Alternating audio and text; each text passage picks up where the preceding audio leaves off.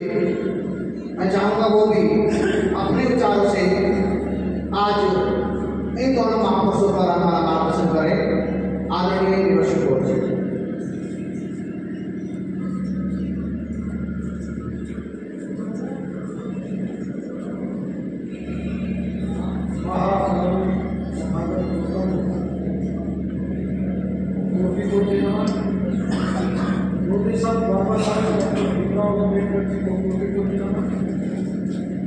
पूज्य माता रमणबाई जी को कोटि कोटि नमन।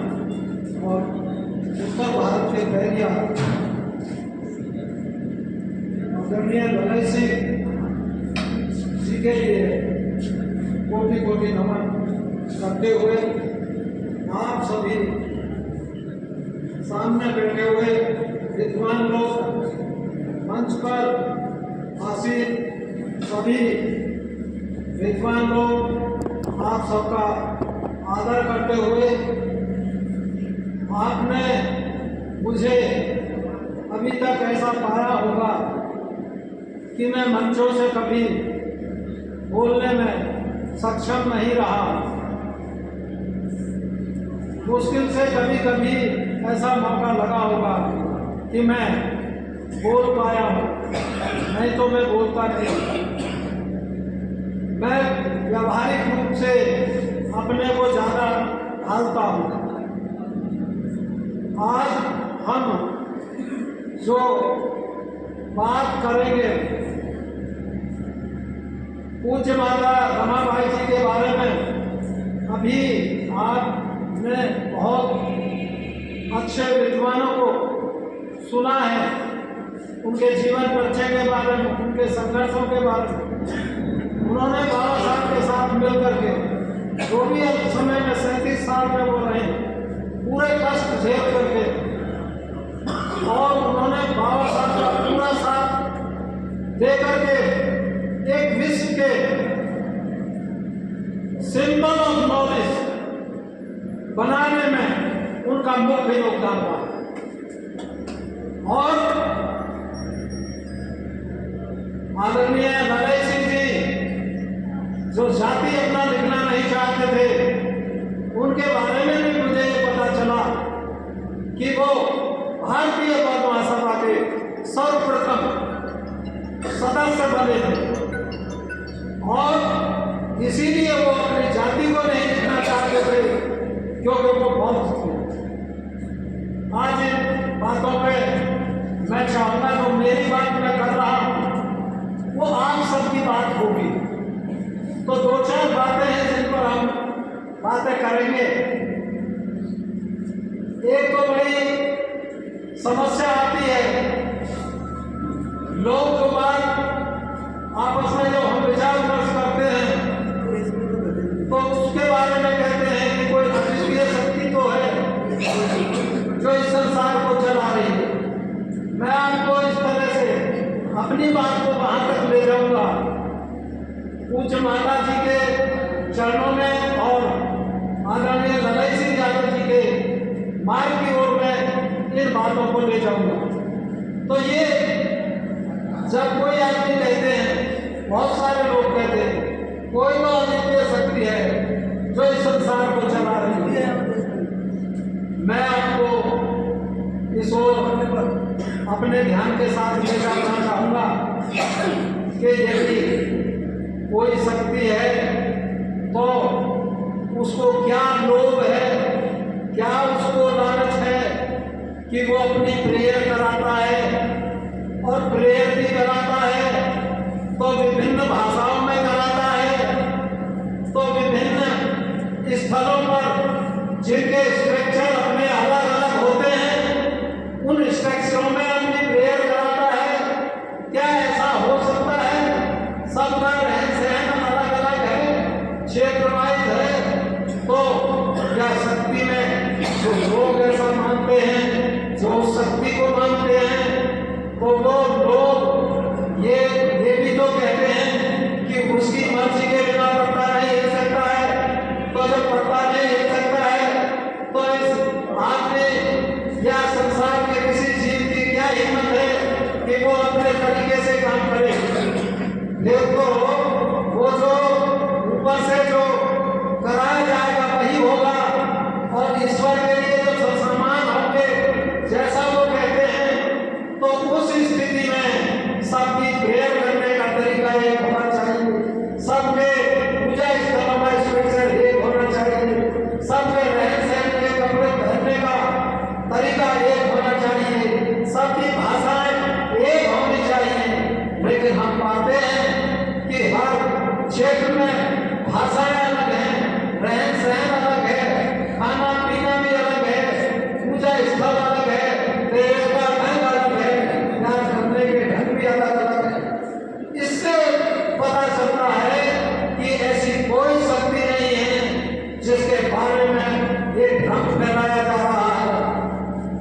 दो बात ये मैं इस पर जो है आपके विचार के लिए छोड़ दिया है कि आप भी ये सोच सकते हैं कि अगर ऐसा कुछ होगा और आप भी अपने लोगों से बात कर सकते हैं और भी जो लोग मिले उनसे विचार कर सकते हैं कि यदि ऐसा कुछ होगा तो हम इन बातों के प्रश्न ढूंढना चाहते हैं जो हमें आज तक कहीं नहीं मिलते हैं।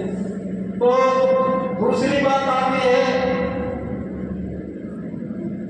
सिद्धांत प्रतिपादक और फॉलोअर, इसका क्या अंतर है। यहाँ बहुत सारे लोग इस भारत में पैदा हुए हैं जो महान विभूतियां हैं, अनगिनत हैं। बहुजन समाज के सवर्ण समाज में भी सब जगह ऐसे महान विभूतियां पैदा हुई हैं जिन्होंने समाज सुधार का काम किया है और वो अपने इनमें जो सर्वप्रथम मानते हैं। जब यहाँ भारत में सबसे ज्यादा अव्यवस्था हो रही थी, जाति के नाम पर सबसे ज्यादा शोषण हो रहा था और विभिन्न प्रकार से नर और मादा में विभिन्न वो करके महिलाओं का उत्पीड़न, ऐसी व्यवस्थाएं कायम करने में जो सर्वप्रथम व्यवस्था जो बनाई वो भगवान बुद्ध ने जीवन जीने की कला और जो एक व्यक्ति दूसरे व्यक्ति के साथ व्यवहार करके आगे बढ़े, समाज में दुख कम से कम हो जाए ऐसा हम व्यवहार करें, उस व्यवहार के लिए जो भगवान बुद्ध ने नियम और सिद्धांत बनाए वो मैं समझता हूँ कि उन व्यवस्थाओं को छोड़ करके सर्वप्रथम वो व्यवस्था सबसे अच्छी भगवान बुद्ध ने बनाई। उसके बाद बहुत सारी व्यवस्थाएं बनाई, ईसाई धर्म बना, इस्लाम धर्म बना, लिंगायत बना, सिख धर्म बना, जैन धर्म बना। जैन धर्म के समकक्ष भी रहा बौद्ध धर्म के, लेकिन ये जो व्यवस्थाएं कुल मिलाकर भारत में हम अगर जानकारी करें तो लगभग 12 व्यवस्थाएं। इन 12 व्यवस्थाओं में हम कहीं न कहीं ये देखते हैं कि वो मानवीय मूल्यों पर बिल्कुल खरी नहीं उतरती हैं। लोगों को या महिलाओं को या किसी न किसी को गुलाम बनाने की उनमें कहीं ना कहीं प्रथा हम पाते हैं। मैं किसी एक धर्म को आलोचना नहीं करना चाहूँगा, मैं सबकी बात करता हूँ कि हम जब पाते हैं, जब देखते हैं तो हमें मिलता है कि भगवान बुद्ध का जो मार्ग है वही समानता और स्वतंत्रता और भाईचारा प्रेम भाव पर सबसे अधिक खरा उतरता है, जिसको आज तक इसमें कोई भूल ही नहीं हो पाया। तो ये बात अब इसके बाद जो समाज सुधारक जितने भी हुए आपने देखा होगा कि उन्होंने एक एक चीज को लिया है, भगवान बुद्ध की एक एक सिद्धांत को लिया है। भगवान बुद्ध ने तो पूरा सारा ही वो नियम और सिद्धांत सबसे समानता स्वतंत्रता में बांध करके रख दिए। अब उसके बाद आदरणीय पूजनीय ज्योतिबा फुले साहब हुए, सावित्री फुले साहब हुए, तो उन्होंने जो शिक्षा का काम किया ये एक धारा उनकी थी। गुरु नानक हैं, उन्होंने भी एक धारा, कबीर दास जी हैं, उन्होंने भी एक धारा।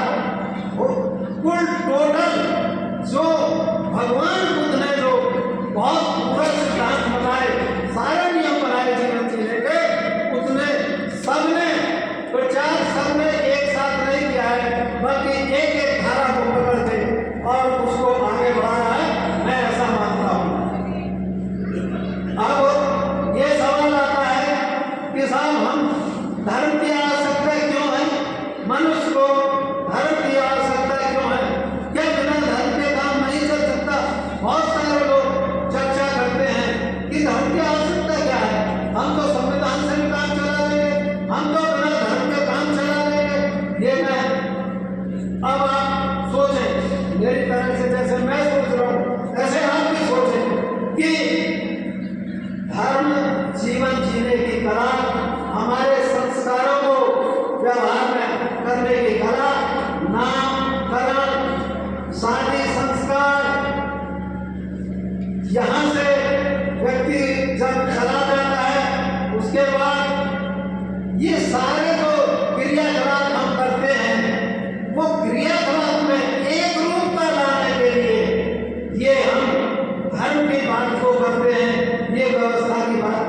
करते हैं। हमने देखा है कि जो धर्म की बात नहीं करते हैं, धर्म की शुद्ध शब्द में तो बौद्ध धर्म में धम्म है, अच्छे मार्ग की बात नहीं करते हैं, तो क्या होता है कि उन संस्थाओं के लोग आपस में कोई किसी तरह से कर रहा है अपने व्यवहार को, तो दूसरा दूसरे तरीके से कर रहा है, तो तीसरा तीसरे तरीके से कर रहा है, तो एक रूपता तो बनी नहीं। और जब एक रूपता नहीं बनी तो एक रूपता बनानी चाहिए ना। मानव के लिए यही अगर कल्याणकारी है तो कल्याणकारी तो एक ही मार्ग हो सकता है ना। जब एक मार्ग हो सकता है तो हमें विभिन्न तरह से अपने क्रियाकलाप करने की क्या आवश्यकता है? हम एक ही तरह से क्यों नहीं करते हैं? जो एक सार्वभौमिक रूप में जो सबकी भलाई के लिए है, जो सर्वहित के लिए है, हम ऐसा क्यों नहीं करते हैं? तो हमें ऐसा करना चाहिए। तो ये मैं चाहूंगा कि इस अच्छी बातों को हम लोगों के साथ विचार विमर्श में करें, बातचीत करें, केवल प्रोग्रामों में ही नहीं, हम अपने घर में भी, हम अपने रिश्तेदारों में भी, हम चाहे बस में चल रहे हैं, चाहे कहीं बैठे हैं, पार्क में बैठे हैं, कहीं भी कर रहे हैं, लेकिन हम अपनी बातों को करते रहें और अपने व्यवहार को इस तरह से लाएं। हम मंच पर हम कह रहे हैं कि हमें एक व्यवस्था बहुत बुरी है और वो बहुत बुरी की हम बहुत बुरी आलोचना करते हैं, और उसके बाद जब हम घर पे चले जाते हैं तो उसी व्यवस्था से हम सारे संस्कार करते हैं। ये क्या है? ये डुप्लीकेसी कब तक चलाते हैं? अगर कोई कमी नहीं है तो हम क्यों नहीं उस मार्ग पर चलते हैं कि जो सर्वहितकारी है और जिसमें किसी का कोई नुकसान नहीं। अगर कोई नहीं मानता है, हम उन लोगों से संबंध क्यों रखे हुए हैं, चाहे वो हमारा रिश्तेदार हो, चाहे हमारा कोई भाई का सही, कोई भी सही, यदि वो सही मार्ग पर धर्म के अनुसार आचरण नहीं कर रहा है, समर्थन नहीं कर रहा है, तो हम क्यों उसके साथ बंधे हुए हैं? इसका कारण मेरी समझ में नहीं आता है। ये कहीं ना कहीं स्वार्थपरता की बात है लोगों की, जिस स्वार्थ की वजह से ऐसा आदमी हो जाता है और अपनी सच्चाई से वो करके कहीं और पहुंच जाता है, और फिर क्या होता है कि जिसको हमारे समाज का आदर्श माना और हम ये यकीन करते हैं कि ये आदमी वास्तव में हमारा आदर्श है, हमें इसके साथ चलना चाहिए, बाबा साहब के सिद्धांतों का ये विसंगत कार्य करता है, और जब वो गलती करता है तो समाज कहाँ चला जाता है?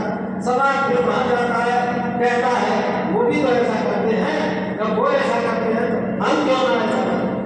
ये बात मिटनी चाहिए, ये बात खत्म होनी चाहिए।